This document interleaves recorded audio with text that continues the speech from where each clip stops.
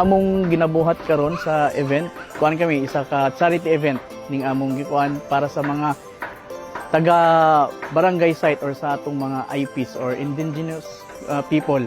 Sila ang among gihatagan o gamay nga hinabang sa pamaagi sa paghatag og mga school supplies sa mga estudyante.